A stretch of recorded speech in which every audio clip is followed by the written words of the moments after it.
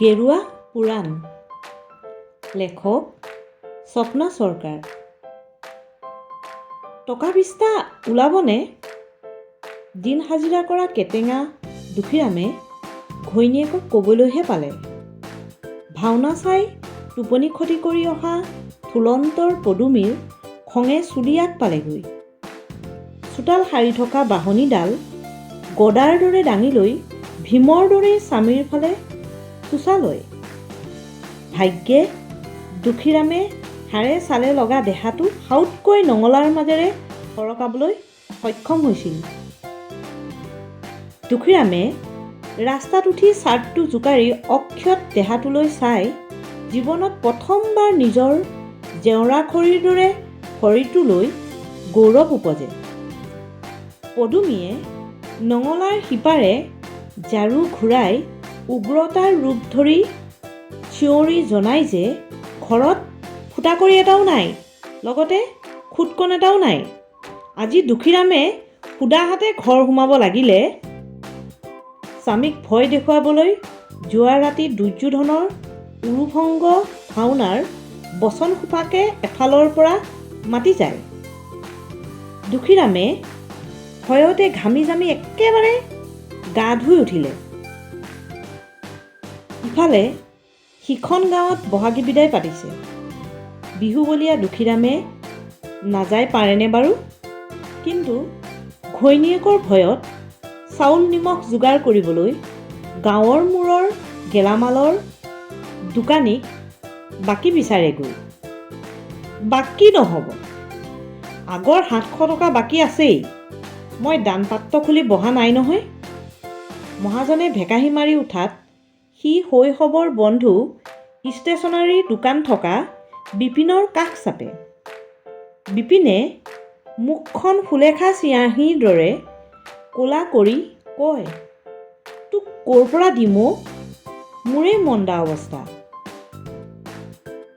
বিহু কমিটিৰ মানুহে জোৰকৈ খেল ধেমালিৰ নামত ট্ৰফিকেইটা উঠাই নিছে। যদি এটামান জিকিব পাৰ নহয়, ট্ৰফি আনি মোক দিবি। আধা দাম দি মই কিনি লৈ ল'ম যা। মই খেলিব পাৰিম জানো? ভেকচনহে, পাৰিবি দে। প্ৰথম পুৰস্কাৰ নগদ 1000। ক'লে কি হ'ব? ডাক্তৰ উকিল ৰজা সাজিবলৈ পোচাক ক'ত পামনো? হেৰৌ, শুকান মাছৰ দৰে চেহেৰা লৈ বৰ আহিছে একেবাৰে ৰজা হ'বলৈ। এইফালে আহ। বিপিনে দুখীৰামক ভিতৰলৈ মাতি নি টেবুল মোচা মলিয়ন কামিজটো পিন্ধাই হাতত এটা এলুমিনিয়ামৰ পুৰণি বাতি দি কয়, চেহেৰাই পাতিৰে পাৰফেক্ট ভিক্ষাৰী, যা বেগেতে। বিপিনৰ ব্যৱহাৰত দুখীৰামৰ মনটো বৰ বেয়া লাগিলেও নগদ পুৰস্কাৰৰ পৰিমাণ আৰু মাইকত বাজি থকা বিহুগীতে তাক চুম্বকৰ দৰে টানে। ঈশ্বৰকে চিন্তি সি সংকোচে লুংলুঙীয়া নিৰিবিলি পথটোৰে আগবাঢ়ে। তাৰ কাষেৰে মানুহ এজনে দৌৰি পাৰ হৈ যাওঁতে তালৈ কিবা টোপোলা এটা দলিয়াই থৈ গ'ল। পিছত ল'ম, সেইবুলিও কৈ গ'ল মানুহজনে। মানুহজনৰ পিছে পিছে দুজন পুলিচে দৌৰি আহি তাক দেখি কয়, ঐ, এইফালেদি চোৰ এজন পলাই যোৱা দেখিছ নেকি? মানে সাধুৰ পোচাক পিন্ধা মানুহ দেখিছিলি নেকি? গেৰুৱা ৰঙৰ পোচাক পিন্ধি আছিলে। ভোলাই মুখেৰে একো নামাতি আগলৈ আঙুলিয়াই দিয়াত পুলিচে সেইফালে দৌৰে।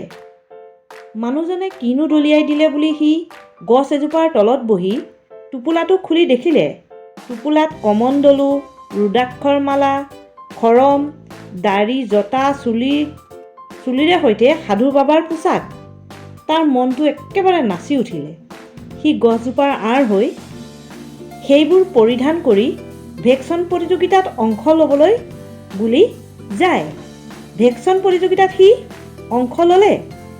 প্ৰথম পুৰস্কাৰ লাভ কৰি দুখীৰামে মনৰ আনন্দত হৰ হৰ মহাদেৱ, জয় শ্ৰীৰাম আদি ধ্বনি দি দি ঘৰৰ পথ লয়। বাটত তাৰ কৰমণ্ডলো ৰাইজৰ দান দক্ষিণাৰ টকা পইচাৰে উপচি পৰে। সি আচৰিত হৈছিল। তথাপিও বিপিনক খবৰটো দিবলৈ সি লৰালৰিকৈ তাৰ দোকানলৈ বুলি গ'ল। দোকানত সোমালগৈ। বিপিনে কাউণ্টাৰত ধূপ জ্বলাই সেৱা কৰি আছিল। যেতিয়া বিপিনে চকু মেলি চাই জটাধাৰী সাধুক দেখিলে, ভক্তিত একেবাৰে গদগদ হৈ লগে লগে দয়াৰৰ পৰা 100 টকা এখন উলিয়াই দিয়াত দুখীৰামে আচৰিত হৈ ক'লে, দিলি কিয়? তোৰ নিজৰেই মন্দা অৱস্থা নহয় জানো? আপুনি সৰবজান দেখোন বাবা। বিপিনে তাৰ ভৰি চুবলৈকেহে বাকী। তেনেতে বিপিনৰ দোকানত কাষ্টমাৰ ভিৰ হোৱাত দুখীৰামে তাক একো নোকোৱাকৈ গুচি আহে। গেলামালৰ দোকানত ঘৰৰ বাবে কেইপদমান সামগ্ৰী লৈ টকা দিবলৈ ধৰাত দোকানীয়ে হাতযোৰ কৰি টকা নালাগে বুলি কয়। দুখীৰামে কয়, আপুনি দানপাত্ৰ খুলি বহা নাই নহয় বাবা। আপোনাক দান দিবলৈ মোৰ সামৰ্থ্য ক'ত? আশীৰ্বাদ দিয়ক বাবা, আশীৰ্বাদ দিয়ক। দুখীৰামে ভাবে, হঠাৎ সকলোবোৰ দেখোন পৰিৱৰ্তন হৈ গ'ল। সি এন্ধাৰে মুন্ধাৰে নঙলা খুলি এইবাৰ ঘৰলৈ বুলি সোমাই গ'ল। ঘৰৰ ভিতৰত সোমাওঁতেই পদুমীয়ে যশোদাৰ দৰে বিলাপ কৰি দুখীৰামৰ ভৰিত উগুৰি খাই কয়, মোৰ ল'ৰাৰ বাপেকক ক'ৰবাত দেখিছেনে? দিন হৈ গৈ একেবাৰে ৰাতি হ'ল, তেওঁ এতিয়াও ঘৰলৈ অহা নাই। এই বুলি কৈ আচলত বন্ধা 50 টকা এটা দুখীৰামৰ কৰ্মণ্ডলত ভৰাই দি কান্দি কান্দি কয়, তেওঁ ক'ত আছে দেখুৱাই দিয়ক বাবা। দুখীৰামে অভিমান কৰি কয়, তোৰ হাতত পকেট মাৰি জমা কৰি ৰখা বহুত টকা আছে, পুৱাতে 20 টকা এটা নিদিলি কিয়? তেনেহ'লে ইমান ঝামেলাই নহয়। বাবা, আপুনি দেখোন একেবাৰে অন্তৰ্যামী। চুৰি কৰি টকা ঘটা কম কষ্ট নে বাবা? লাগ বুলিলেই উলিয়াই দিবলৈ সৎ নাযায় নহয় বাবা। ঘৈণীয়েকৰ কথাত সি বুজি পায়, তাক আজি কোনেও চিনিবই পৰা নাই।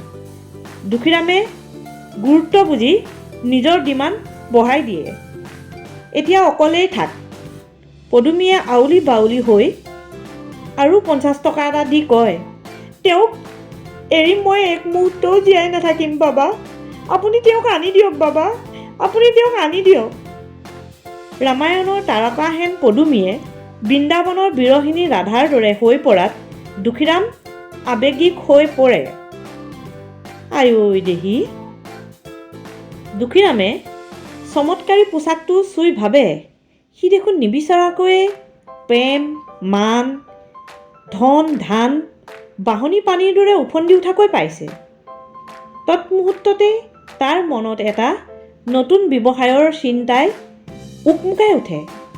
একমাত্ৰ বিনা পুঁজিত লাভজনক ব্যৱসায়। এইযোৰ পোচাকেই এই ব্যৱসায়ৰ মূলধন। বাহ বাহ, তাৰ মনটো একেবাৰে ভাল লাগি গ'ল। ধন্যবাদ।